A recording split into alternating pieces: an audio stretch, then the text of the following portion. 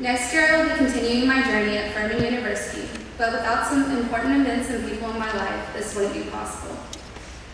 I am 100% sure God stepped into my life and helped me make this decision and led me to the school and life I live today.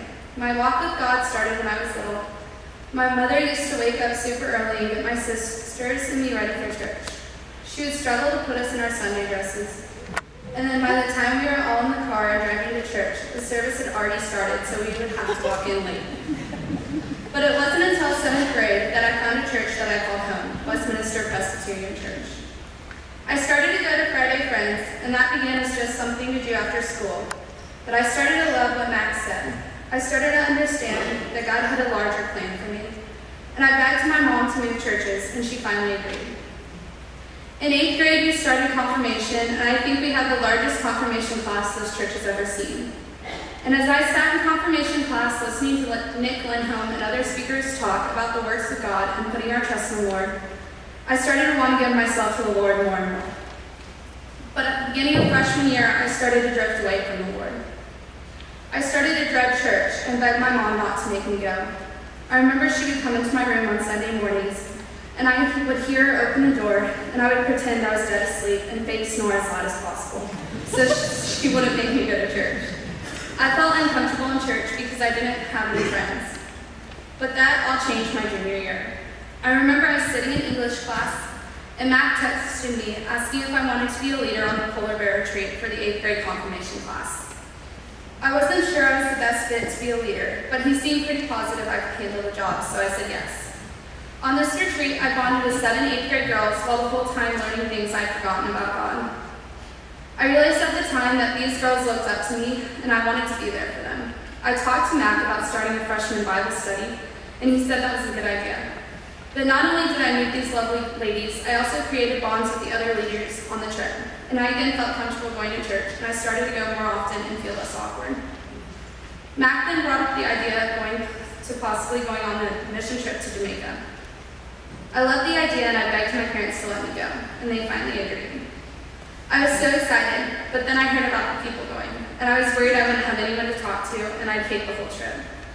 And I was so nervous. I arrived at the airport at 4 a.m., and I was immediately filled with joy. I didn't know it at the time, but this trip would be the best decision of my life. The group of people I was with, Anna, Dylan, Will, Philip, Marshall, Arden, Claire, Mackenzie, Allie, Elizabeth, Laurel, and Mac, and a few other people would end up changing my life and the way I viewed Christ forever. Every morning we had 15 minutes of pure quiet time, and between those minutes and the testimonies we heard at night, those things brought me back to God. One evening, after hearing a counselor, Carl's testimony, I realized I'd been living my life completely wrong.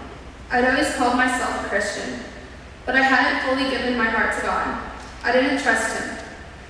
I remembered walking to Carl and hugging her and just pouring out every detail of my life and my sin in the courtyard of Jamaica.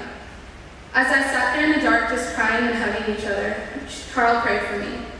She prayed that I would be forgiven and that I would find God again and that God would hold my hand and be with me. She prayed for my family and she prayed for my friends. And in the end, Carl was a light so bright she led me onto a path that was so wonderful and amazing I am lucky to have found it today. When I returned home from Jamaica, I felt renewed. I felt like a huge weight had been lifted. I started to read my Bible more often and I started to pray nightly. I couldn't sleep at night without reading my nightly devotional, and as I started my senior year, I started to love going to church. I had a group of friends that I enjoyed seeing every Sunday, and I looked forward to going to church, but even more, I looked forward to the lessons. My heart was broken at the news of Mac leaving, and at first I thought for sure I'd never go to church again. But then I met Claire. She went out of her way to make everyone feel comfortable. She supported each of us, and she started a Bible study for the upperclassmen girls. She was always there and always just joyful, and I was immediately drawn to her. I felt like she was the type of person I wanted to be like when I was in college, and as I continued my senior year, I grew closer to the Lord. Every day I would read a little bit more of my Bible, and I started to go to church almost every Sunday and listen to Christian music all the time. And as I started to struggle with my college decision, I also decided to join the school musical. And again, God intervened and sent me a group of friends that has touched my heart so much. As I continue my walk with Christ, I can only hope that one day I'm able to be a light to others like these people have been to me. I can only pray that my relationship with God continues to grow and strengthen. 1 John 4:19 says, "We love because he loved us first." Let us pray. Lord, be with us and hold us in your hands. Help us to create everlasting bonds with you. And Lord, help us to see your light and help us to be the light of others. In your name we pray.